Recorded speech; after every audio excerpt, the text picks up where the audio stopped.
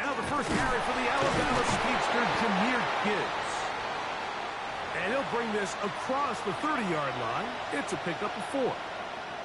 Looks like we have an injured Colt on that play.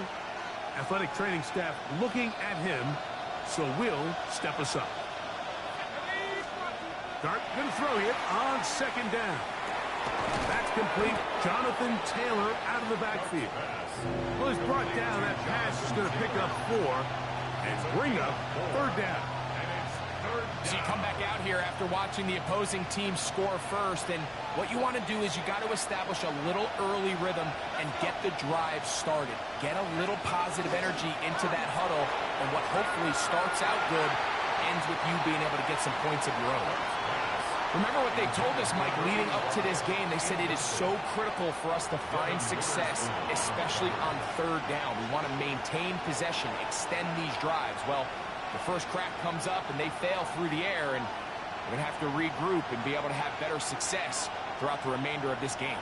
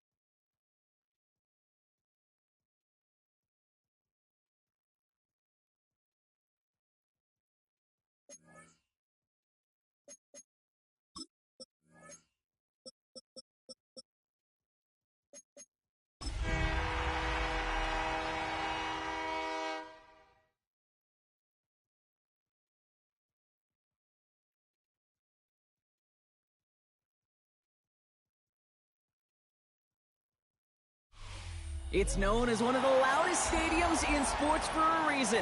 And it'll only get louder as the collective 12th man starts cheering for their Seahawks. Welcome to Lumen Field in Seattle. Up next, it's our main event between the Indianapolis Colts and the Seattle Seahawks.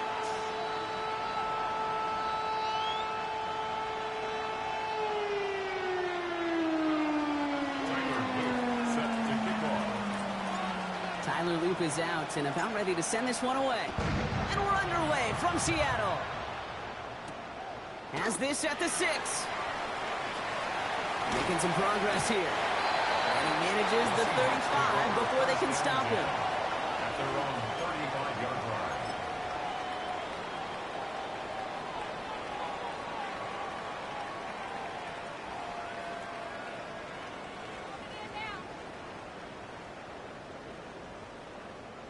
Offense out now to get us started. It's 1st and 10.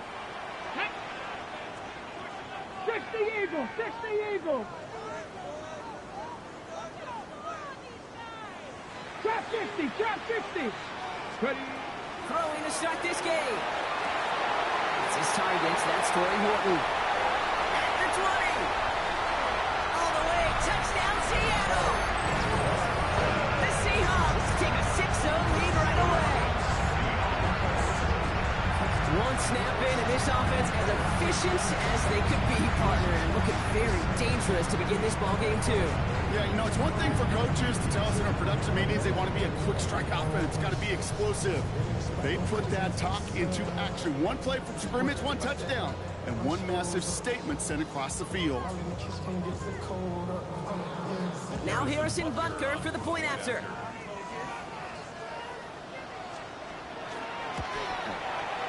Right down the middle, it's good. And the Seahawks will jump out to a 7-0 lead.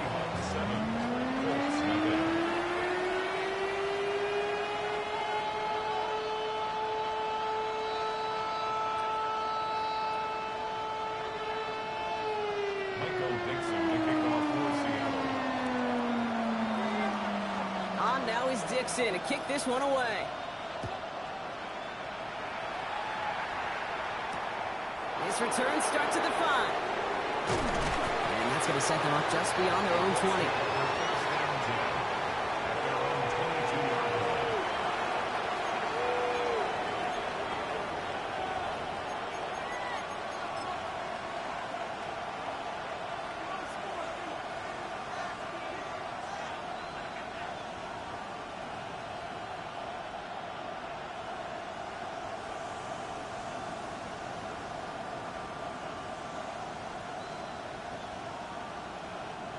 All right, working from the gun to start. 1st and 10.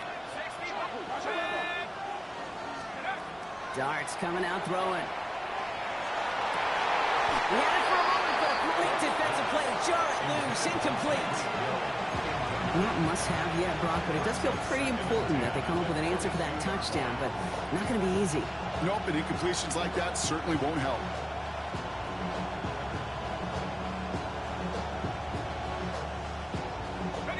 After the incompletion, 2nd and 10 from the 22.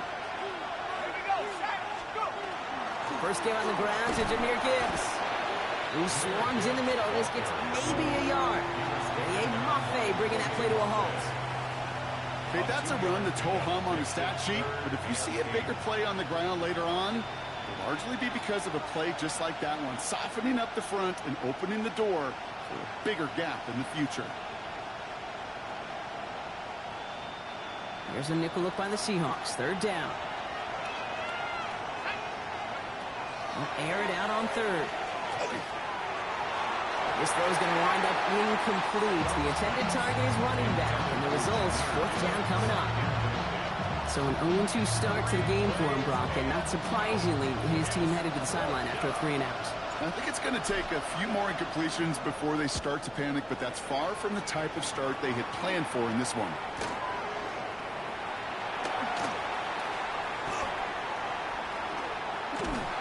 Going to set him up with a pretty short field here, Brock, after getting a big chunk on that return.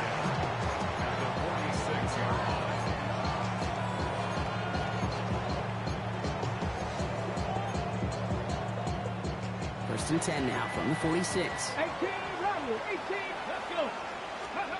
Milrow from the gun. It's incomplete to Kenneth Walker.